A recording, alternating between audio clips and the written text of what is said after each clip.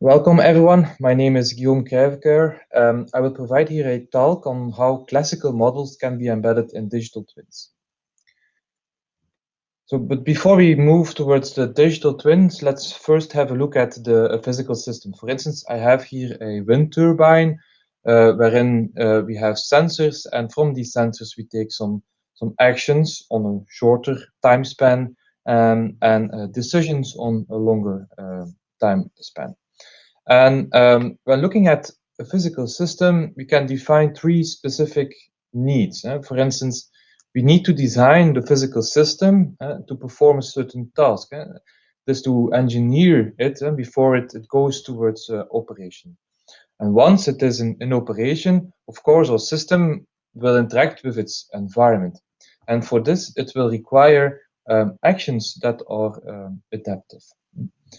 Furthermore, the system itself also changes throughout its lifetime. It might degrade in operation and even fail. So these are three specific needs that are will be also highlighted here within this talk. And there are of course many more needs that can be defined, but where we see an added value of having a digital twin that is running alongside the physical system. So the digital twin can be fed by sensor data, and from that data, it can provide actions and decisions. So we can have multiple digital copies of our physical system, and we can use this for virtually prototyping our physical system. Furthermore, we can also, since it is running alongside the physical system and even in real time, it can also provide the actions and the decisions that are needed for the physical system to adapt to its environment. And thirdly, it can also serve as a decision support system, for instance, for condition monitoring. When looking at the drivetrain, it might degrade. And due to wear and for this it's important to have a proper decision support. Now digital twins can be very black box models, but if they are very black box, it's difficult to actually explain what actions need to be done, and that's difficult. That this might give rise to a disconnect with the physical system. So there should be a bit of white box in there, and that's why we believe that in embedding there some classical models can be of added value. And next to that first important aspect of digital twins, the second, of course, is that it has a very realistic behavior that is running alongside the physical system. Let's have a look at an application here, a slide crank, which is key in various mechatronic applications, for instance, in weaving looms, but also in many other machines. It's an important subsystem. And yeah, based on an expert who knows which force balances there are and energy related aspects, but also really very detailed domain specific knowledge. And he can incorporate that in a model, and he can actually explain what the position, speed, or acceleration will be of a certain mechanical or electromechanical system here.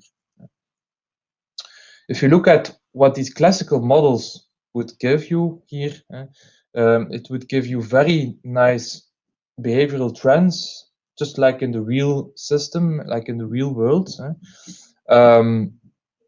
So that's a positive thing, but there are also some gaps. So it's not, there are some things that the engineer doesn't know, as there are some uncertainties, but also the system itself might change in time, etc., which are difficult to just model ab initio, just before, and to have it completely aligning with the real world. So there is a certain reality gap that domain engineering models face actually with the real world. Now, if you look at a very black box digital twin, let's say, which is AI based, and where We can collect a lot of data from the slider crank, where we have positions data, for instance, here velocity data, and that data for a number of conditions, of course. We have inputs and output data, and there we can apply some deep supervised learning, for instance, on that with neural networks, but could be anything else. Actually, just a supervised learning algorithm, just to have a predictive model that relates the inputs to the output. So if you look there at this black box model, is that it is able to find patterns, let's say, on the data, and it can align closely to the real world there where you have your data, but it has difficulties in extrapolating. Once you go outside your let's say training data here, you have difficulties in extrapolating. And this is where in these black box digital twins, where classical models can be actually embedded. So where we open up, let's say, the black box model of our digital twin and incorporate there as well some domain engineering knowledge. Yeah, we call these here some hybrid physics-based and data-driven models. But in essence, it boils down to not only having a parameter estimation on the physics-based and not only a weighting and finding the weights in a neural network, but finding both. And so we both find the parameters of the physical system and also those of the weights. So that's how we see how we can embed classical models in digital twins. And they can bring value. For instance, if we look at here this slider crank, this mechanical system, if we embed there our knowledge, which is providing us very nice trends, but also where we have our neural networks, so we embed there, so the domain engineering within the AI, and it first of all it gives very nice and explainable model here. If you look here, it very nicely shows here a behavioral trend which is closely relating to the actual physical system. So it closes the reality gap that a domain engineering model faces with the reality. But that's not all. There's also a certain way of, there's some explainability that can be found. Because once we extract the neural networks here from the trained hybrid physics-based neural network model, and if you look there, what we see there is that we can explain some behavior that we didn't know beforehand. For instance, the slider crank, which is a sliding mass on a fixed surface, we have some friction phenomena. That's the interaction that the physical system has with its environment, which is very difficult to model. But here, the neural networks actually provide us what the friction force is as a function of the slider position, and this at a very high frequency. This can be fed to a design engineer because he knows at that moment this is the friction force, and I know that if I have this kind of friction force, that I need to design structurally my system in this way or change my control loops in another way. So in this way, he can be of value for that for the next generation and for having the next generation of products, and can be looked also, of course, also at other applications such as in production systems. But yeah, this is where we have the digital twin having value. More in operations, we have here an electric powertrain where we have real-time data and where we have multiple actuators. And these actuators need to, yeah, they also change, of course, during their lifetime, but also they have a certain specific behavior that needs to run alongside the powertrain. And when we make this adaptive and having the digital twin really working alongside the powertrain, we can define adaptive actions such that we can be intelligently adapting to the environment, but also it can be of importance to the automation engineer that knows, yeah, okay, this is changing here in my control loop. And thirdly, the third value relates to predicting the health of a physical system. So for instance, I have here flow control valves, which are which are key in process industry, and where we have a lot of data that can be collected, and where expert knowledge can be also fed to the deep supervised learning to have an adequate, let's say, predictor of what the remaining useful lifetime can be of our system, or what the predicted health can be of our such system, such that the maintenance engineer can take preventive measures before failure. So these were three specific values where embedding classical models in a digital twin can be of value. Here I provide you some references relating to the three values that I was pinpointing on, and where we also have explanations on how we embed classical models within digital twins. Thank you for your attention.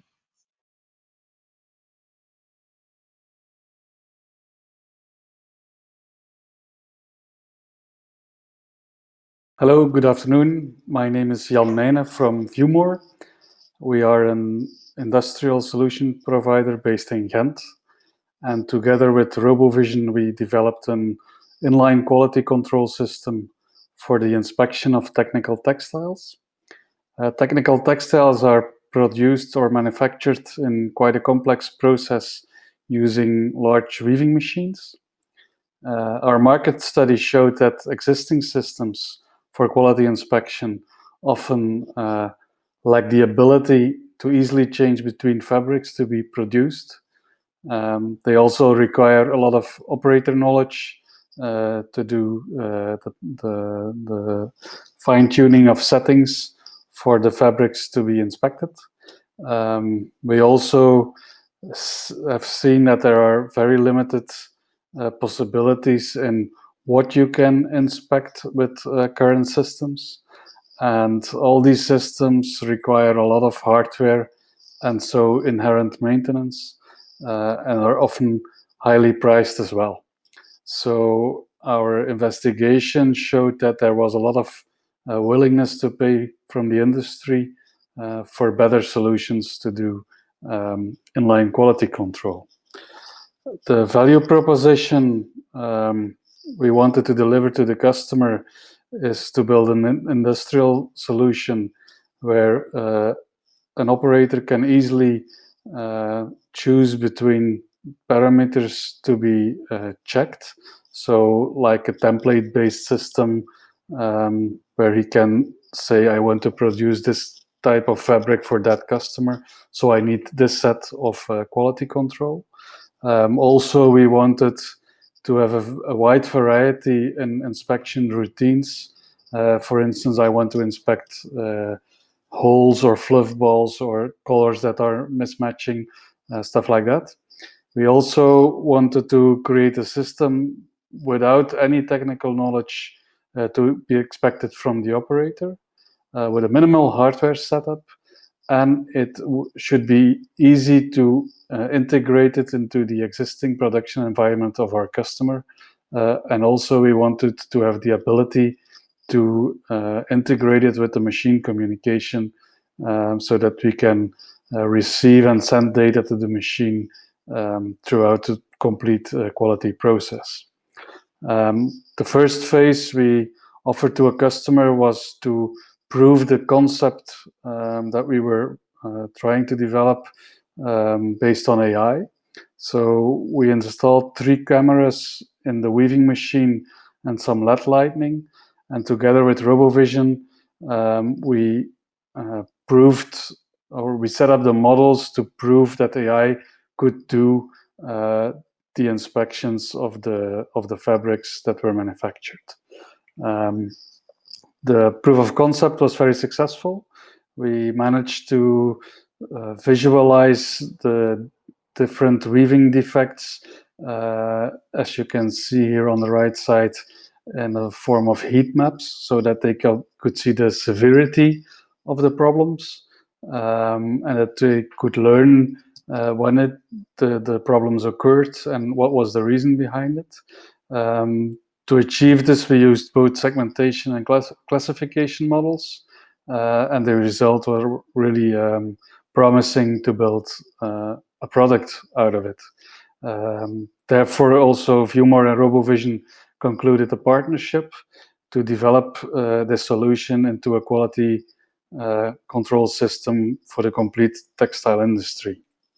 After the proof of concept, we started the industrialization phase, where we implemented on a live machine the solution. We selected the right cameras, the right lighting, and we also built a complete system to be integrated in the existing machine park of the customer with a lot of interconnections between the machine and our system and the existing systems as well. Some solution highlights that we managed to achieve were real-time quality control all the time, 24/7, and real-time quality grading. So we can now see in real time when a defect has occurred, where it occurred, how severe it is, so that the operators can investigate what's the reason behind it. We also offered a training module that they can train their own models without any AI knowledge. That's really a big asset in the solution. They can create unlimited number of models, so they're completely free to work with this. They can integrate it in their production environment and use reporting, stuff like that, to make their production process a lot more efficient. And it's also very scalable, of course, because of the limited amount of hardware. And actually, it's not such a complex setup anymore. For the customer, it has huge benefits. They can do inline quality control in real time, 24/7, without the need for an operator to follow the process, because the system takes over. They can retrain or train new models by themselves. As I told you before, they can also, of course, integrate it in their existing environment. We also developed an automation interface, so the machine can be stopped when a certain error occurs. We can deploy it very easily to other machines. It's quite low cost, and it offers future-proof capabilities as well.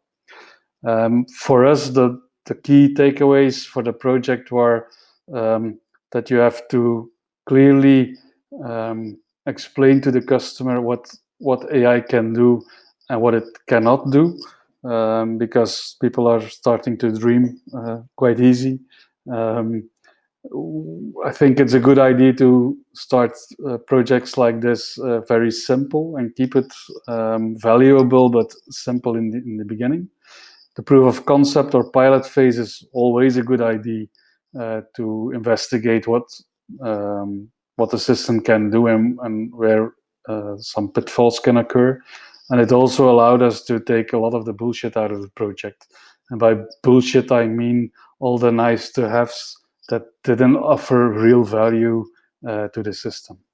Another thing I would like to mention is it's never about technology. It's only about the value delivered to the product and thus the customer. And that's something we always kept in mind during the complete project. And of course, you need a very good team to achieve such results. I have a short video of the solution that I will play right now.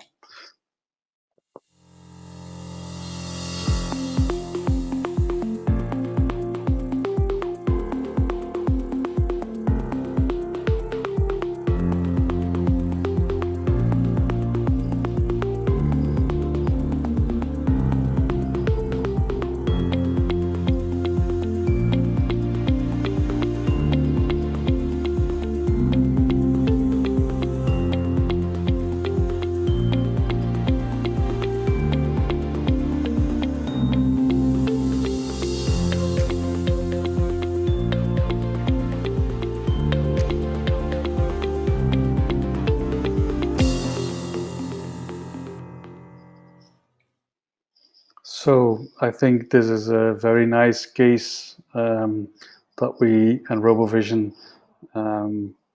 to come together and deliver the right results to the customer. That's also what Viewmore is about. We are specialists in industrial solutions for textiles, food, and the waste management industries. So if you have any further questions, please don't hesitate to contact me directly or visit our website or my LinkedIn profile. Thank you and see you later.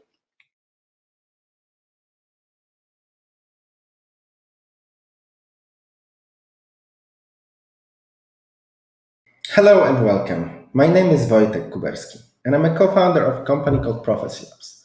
Prophecy Labs is a machine learning consultancy that solves 3 types of problems. We focus on automating business processes, optimizing any inefficiencies that you might have in your business, and predictive analytics, so predicting events that will impact your business. And what we're going to talk about today is fully automated image cleanup. It's a project that we did for one of our clients.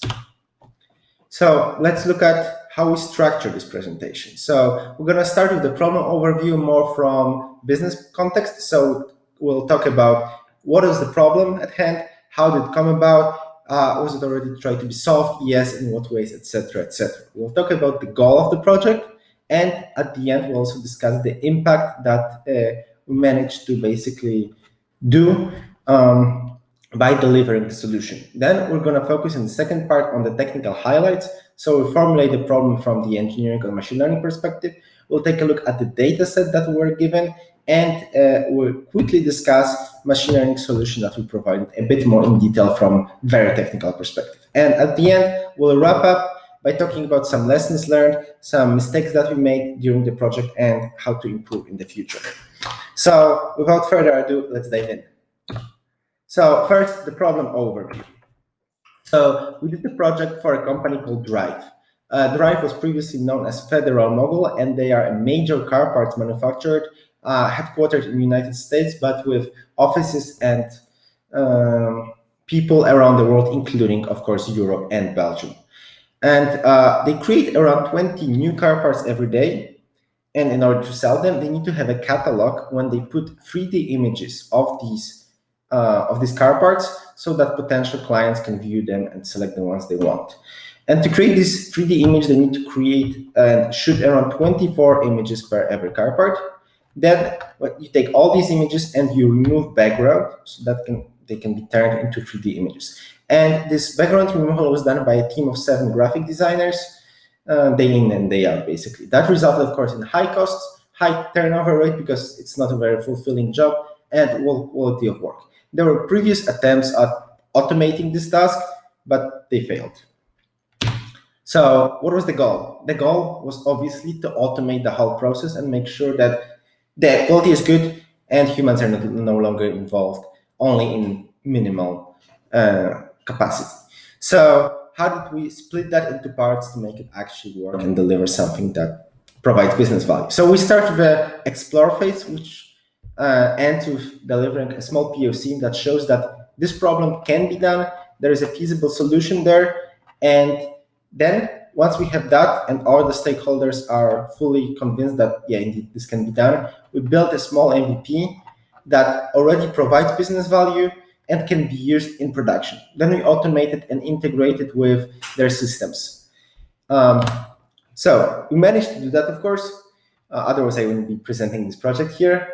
We achieved quite good performance when basically all the images are either okay or properly cleaned. We have average clean pixel accuracy above 99%. We saved 11,000 man-hours per day to re-quantify the business impact. And right now, we also reduced the time to clean an image by a few orders of magnitude to below 1 second. Now, let's delve into the technical highlights. We start with problem formulation. So what this problem actually was from a machine learning perspective. So it's a semantic segmentation problem when we try to classify each pixel into either being part of background or not being part of background. So it's binary semantic segmentation. Additional challenge here is that the images were quite high resolution, 4,000 by 6,000 pixels each image, which presented some challenges on the memory usage and also computational resources side. To try to see if the problem and our solution is good enough to evaluate the solution, we used the dice score as the primary metric, which is basically an equivalent of F1 for segmentation problems. And this metric is quite well balanced. It's quite representative of whether the solution is correct or not, as opposed to, for example, accuracy, when if you have a very small part in a big image, you can just remove the background and treat everything as background and you still get a good score. We iterated with the client quite extensively, trying to find the right metric and also the right score that is assumed to be good enough. Because this is, of course, a subjective problem, and the evaluation is subjective, whether the image looks good and it's properly cleaned or not. And here we settled on basically the dice score of at least 98.5%.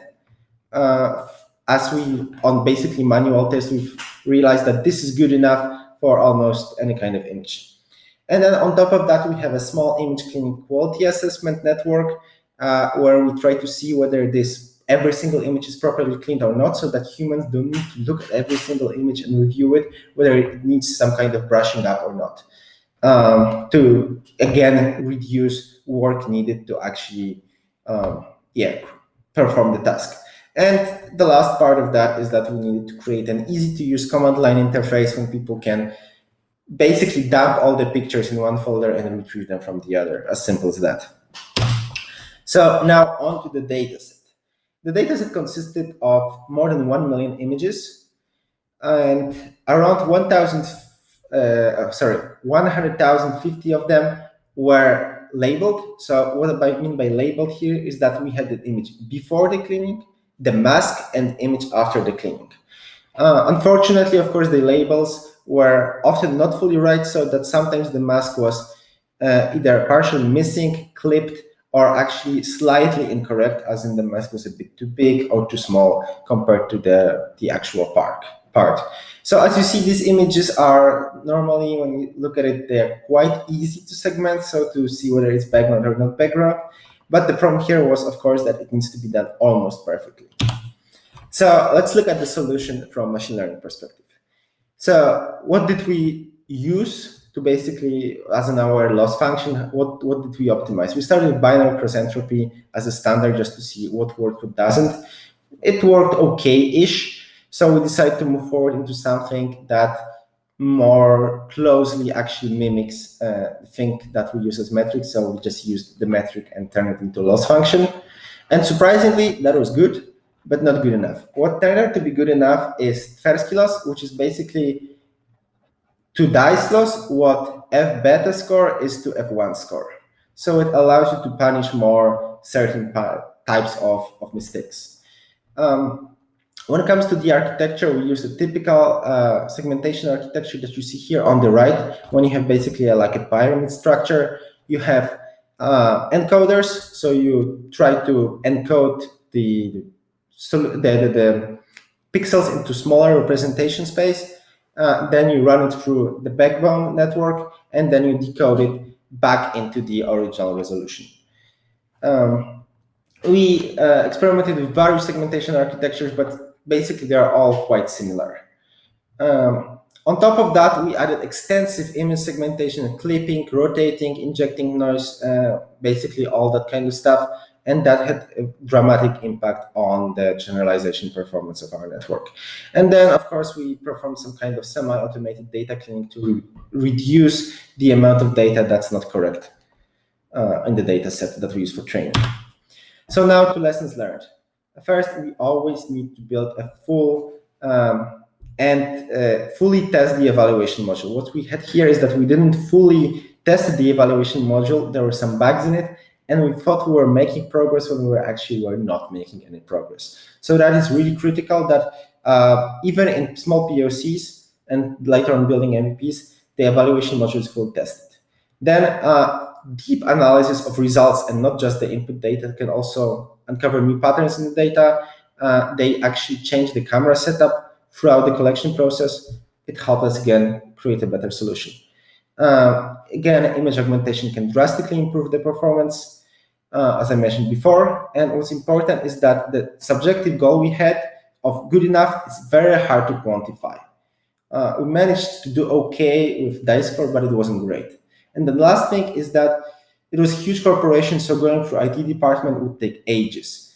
But we managed to just buy a gaming PC. It worked quite well and delivered that as a solution. And that concludes my presentation. Thank you very much.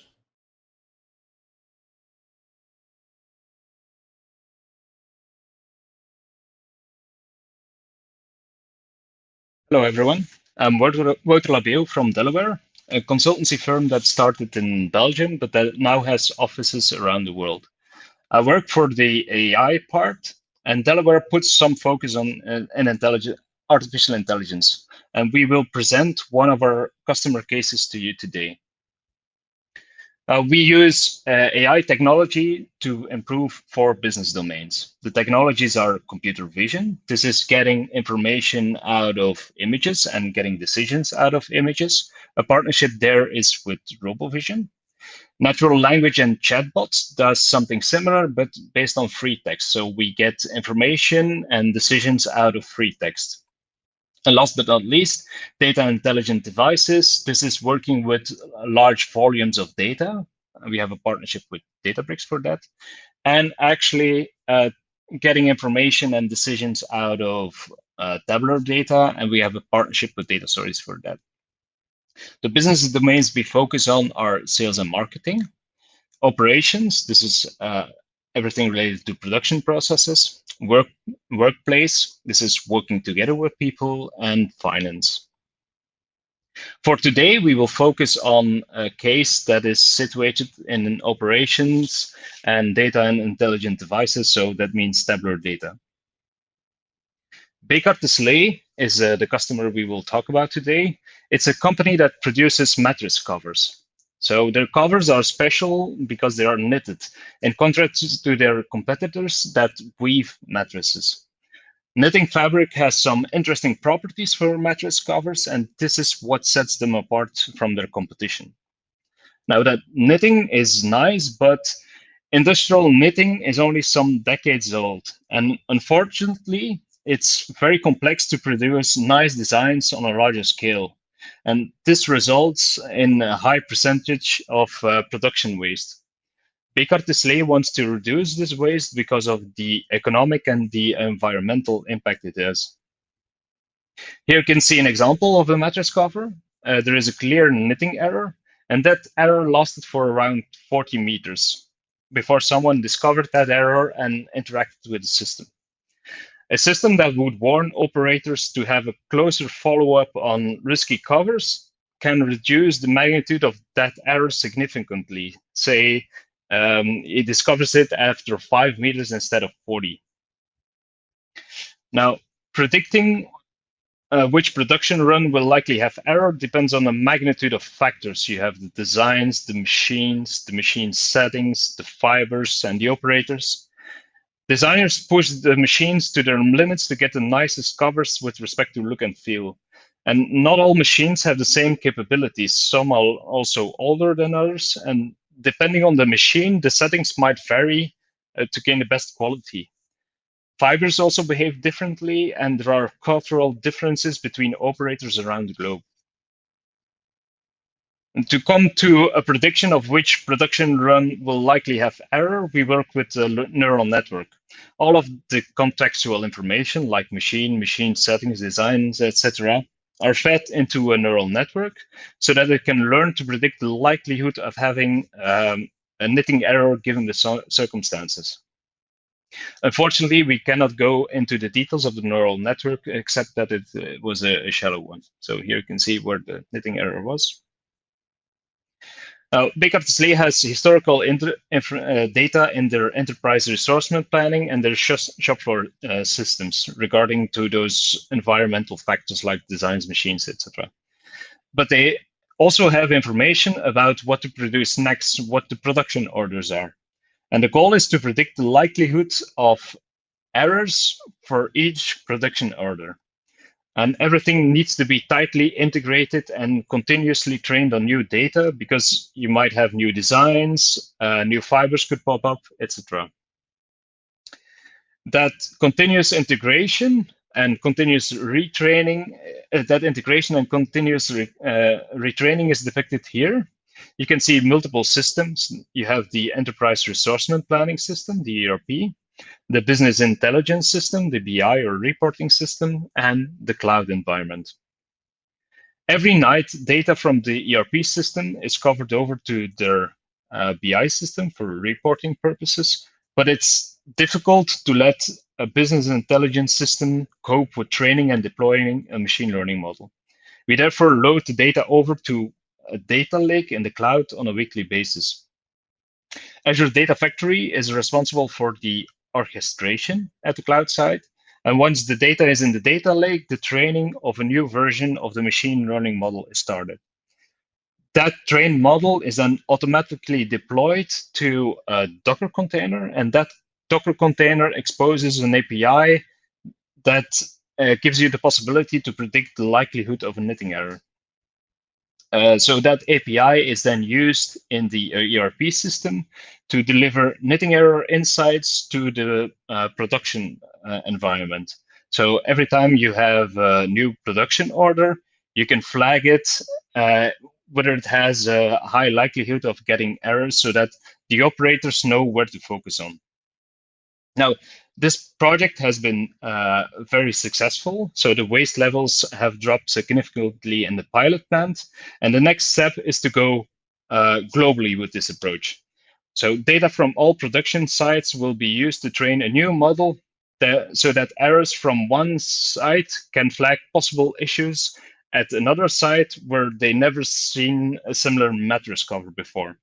And in such a way, knowledge about knitting problems is distributed around the world in 1 week, and that is the time it takes to train a new version of the machine learning model. The future challenge will lie more in change management than the technical part, so the machine learning and the integration problem. Operators will need to accept that computer tells them where to look at, but that not alone. Another possible issue is that the model gets too successful and no bad mattress covers are produced on a short time frame. And this will show up in the data. And when you train a new version on that data with almost no errors, that means that the machine learning algorithm might think that there will be no issues. So that the machine learning model doesn't learn the wrong circumstances is the problem we want to tackle in the long term. Now, if you have questions about this case or questions about what we offer, you can always contact me. My email address is located here on the slide.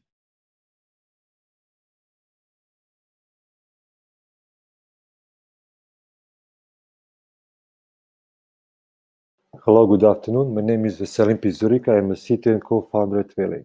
And today I'll be talking about how we approach data science at Vele. Company was founded back in 2014, and I can say today we have more than 50 enterprise customers from Australia, Japan, to Europe and US. We are a B2B software company, and typically our solution is embedded in the customer solutions as the OEM solution that we sell to our customers. And typical markets in which our customers are working, it's industrial automation, building management, HVAC manufacturing, and so forth. So what actually our platform enables customers to do is to interconnect IoT systems, such as sensor networks, LoRa networks, machines, together with IT data sources, such as the databases, ERP systems, Salesforce, and so forth, and then benefit from our technology for end-to-end automation, where we bridge, if you like, these two worlds together, and as well provide very powerful analytics solutions on top of that, together with the customer-facing dashboards and visualizations. The benefits of using our solutions is that our customers can really have extremely fast time to market. It's ideal tool chain to productize deep domain expertise on industrial processes and machines. We support, really, I have to say, that unlimited number of use cases, and we'll see through this presentation some of these examples. where our customers can leverage and benefit from the low-code automation, analytics, microservices that we provide for them. And as I mentioned early on, our technology is often white-labeled, and it can be deployed at the customer clouds, can be Azure, AWS, Google, or even in their own data centers. So what our customers are typically using Valet for condition monitoring, remote diagnostics, facility management, predictive maintenance, alarm management, equipment as a service, service optimization, energy efficiency, and data quality validation. Our approach, or other customers' approach to these tasks using our solution, if I look back, I would like to categorize them in 5 different ways of doing the automation.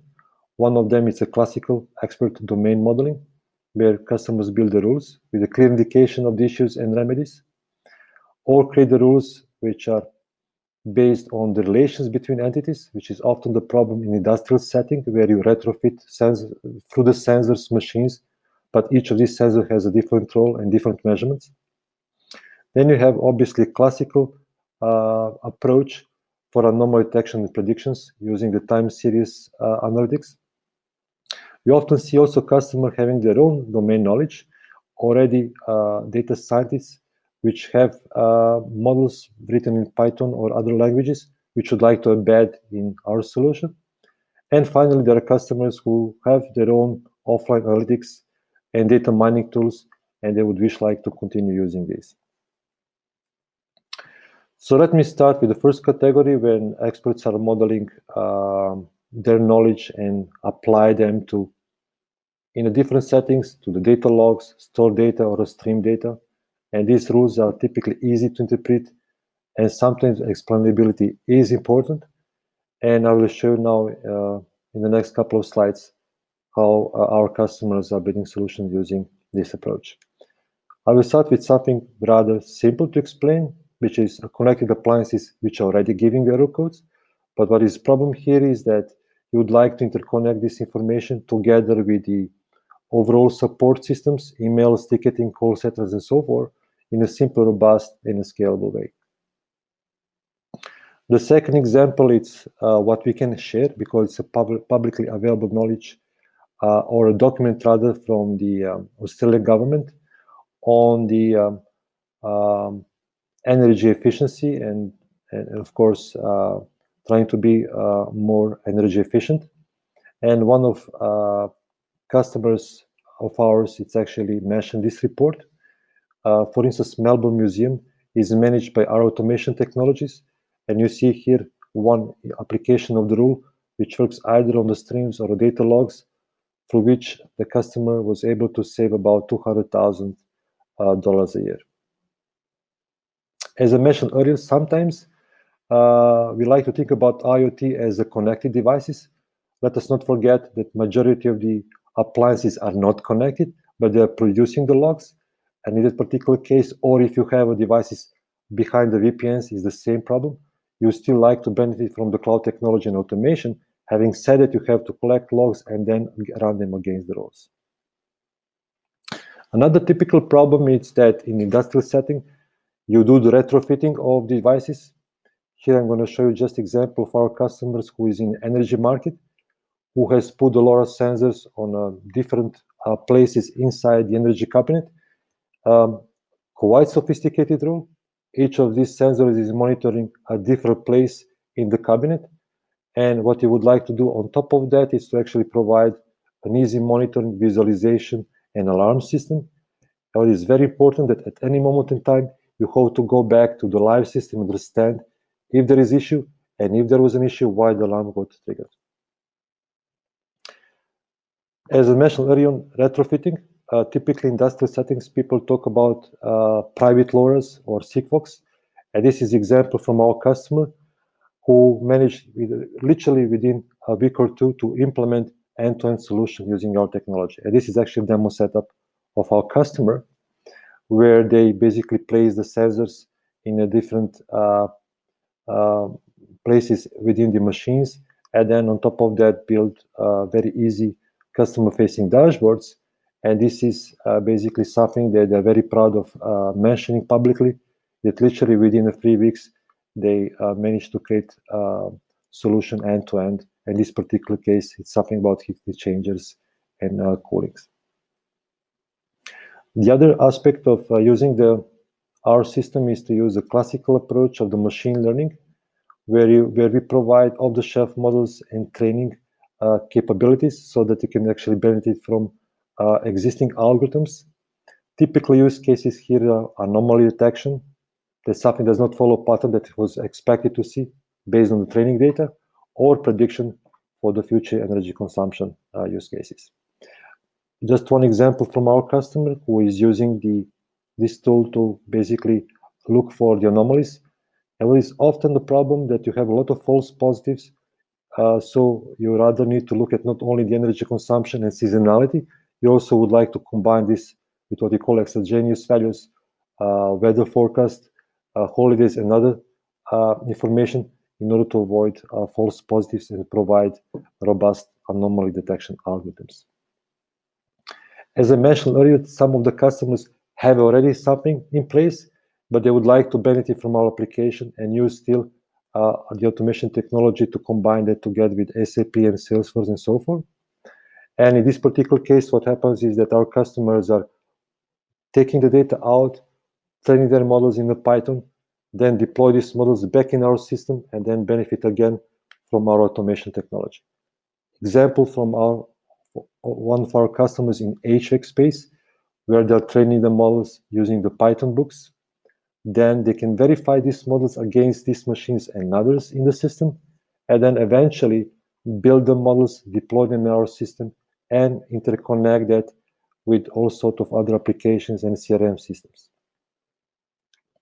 Finally, the one that we often talk about when we talk about AI and ML, which is the first thing that people have in mind, is to use the offline analytics when you have a data stored, and use the pipelines.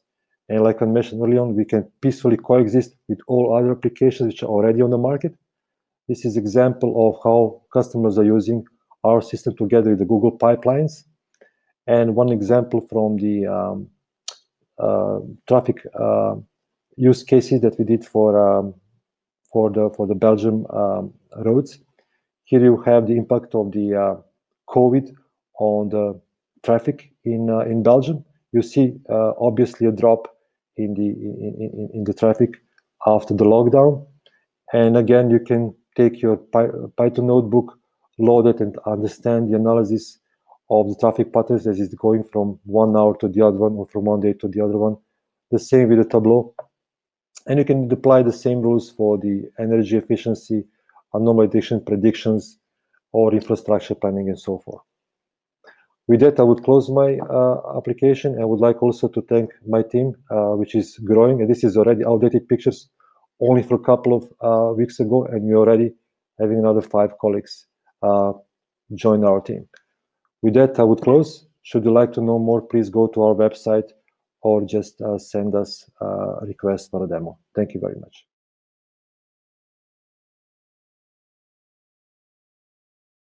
So we are here today with Jan Meijnen from Viewmore, Wojciech Kuberski from Prophecy Labs, Wouter Labeel from Delaware, and Veselin Pizurica from Waylay. So for Jan, I have a question for you. You showed a very interesting case of using segmentation and classification algorithms in real-time quality control of textile products. Now, are there also other relevant cases where you also used these kind of algorithms? Yes, Peter, of course we did. We now are working with the same solution in the so the quality is good just by looking at it. And a second project that is running also in the food industry is looking if a product is well packed. So if there are not any sleeves standing open or stuff like that. We're also working in the waste industry, where we use the same kind of solution to detect various objects in waste streams. So indeed, we are translating it to other sectors as well. Mm-hmm. Yeah, thanks. And so when a client comes to you, comes to ViewMore and asks you for help in digitization, how would you approach a problem like this?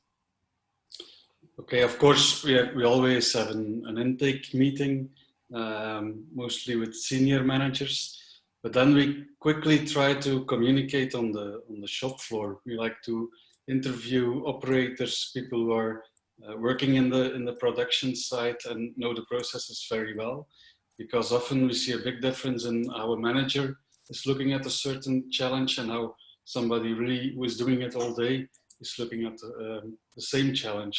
So we try to communicate with people who really know the job very well today, and then we try to translate this to a technical solution to even a better job. That's always the way we approach it at ViewMore. So we keep it very human instead of technology driven, I think. All right, sounds like a valid approach. Thanks for the feedback, Jan. Thank you, Peter. I have also questions for Wojciech at Prophecy Labs. You mentioned that you use the DICE score for evaluation whether or not it is properly classified, and that you tried other loss functions as well, like binary cross entropy and Tversky loss.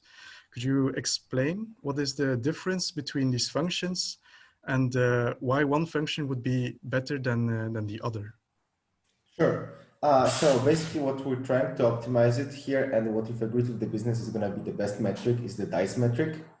So it's kind of natural to assume that the DICE loss would directly optimize for the metric and would give better performance compared to, for example, BCE. But what we've discovered is that Tversky loss, which is basically a weighted DICE score when you can weigh the false negatives and false positives in an unequal way, actually optimizes for DICE score better, because it solves the problem that you have more pixels that are background compared to the pixels that are not background. So even though you're not directly optimizing, you're ending up with better solution. So that's basically the reason why we went with Tversky score in the end, and these are the differences between these metrics. Okay, thanks. Another aspect that I was also wondering about, you mentioned that the picture is 4,000 times 6,000 pixels, which is quite large, of course. And I was wondering how you tackled the problem of the computational load. Yeah, so indeed these pictures were huge, much bigger than normally people work with in computer vision. And basically here we had two kinds of problems. One was actually fitting even one picture batch size of one in the memory, which was already very problematic. And another was just the cost. So the way we solved the first problem, just the memory issue, was first of all, of course, reducing the batch size to one. And then in some very hacky way, we pruned the network, also reducing the number of layers, so that in the end, the whole network could be trained on one GPU. And when it comes to cost, it was not really an option to train it using AWS or any other service like that. It was actually cheaper to buy a server with good GPUs and then just train it on the server. And it already, we had positive ROI just on basically one run of training of the algorithm. And that was by far the cheapest option possible. Okay, thanks. That was clear. Thanks, Wojciech. Thanks a lot, Peter. Now to Wouter Labeo from Delaware. The waste reduction in manufacturing, bringing machine learning to the shop floor. I saw that the anomalies, they are usually relatively rare and heterogeneous. So it's quite difficult to identify all of the anomalies. So how do you deal with the aspect of generating enough training data for this neural network? Actually, we look at a production run, and if there is an error in the production run, then it's flagged as being suspicious. So within the training set, we have a sufficient amount of examples of where it goes wrong. So it's not the same like in weaving, where the process goes more fluently. With knitting, you have more chance of getting something wrong. So that's why we don't have the issue in having enough training examples of something going wrong. And that's also the business case for them, because they have quite some waste in the production line. So we don't actually have that issue, but we hope to have it later on so that we can detect actually all the errors. Okay, thanks. And then the next question was what the main challenges would be in scaling up the neural network for anomaly detection to several knitting machines in the same factory or in different factories worldwide. So it's now set up for one factory, and we can use the same approach to scale it up to every plant of Bekaertslee, because we already upload the right data. We just now need to remove the filter, and so that we can work on the complete data set. And once we work on the complete data set, we are now using a shallow neural network. We might go a bit deeper in the neural network, but that's not sure yet. But actually, if we train it again on the complete data set, we can actually expose the API, expose the model through an API, and actually have all the information then in that API. And it's already connected to their ERP system, so it's just a procedure call on all the new process runs that they want to do. So actually, it's already ready to scale up to the complete to all the plans of Bekaertslee. Yeah. Okay. Okay. Thanks. Thanks, Wouter.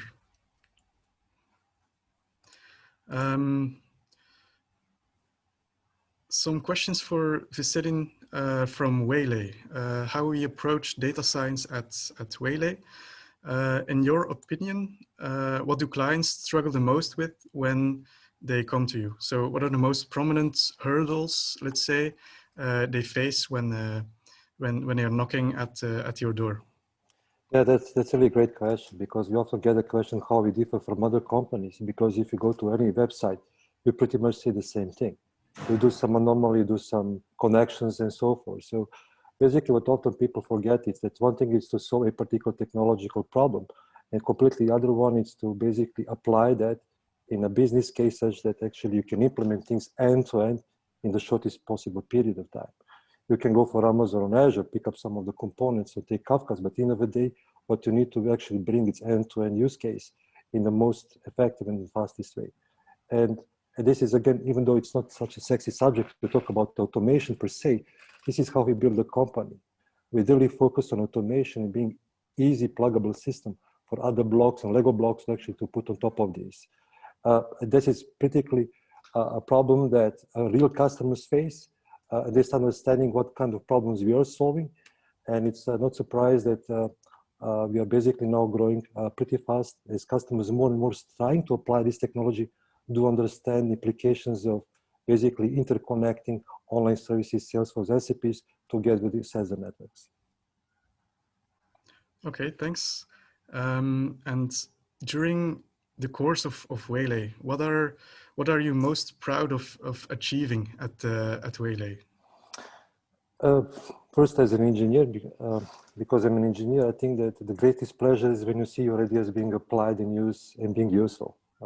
As a founder, I think it's even more interesting just to think about what has happened in the past 6 years when co-founder and myself started a company in the kitchen, and just see here the great place and a lot of really smart people being surrounded with. I think as a founder, which is not an easy job, I can tell you that, gives you the most pleasure. Okay, thanks, Veselin. You're welcome. I think we can close the session because time is running short. Thanks again for all the speakers, for all the feedback, and hope to see you soon.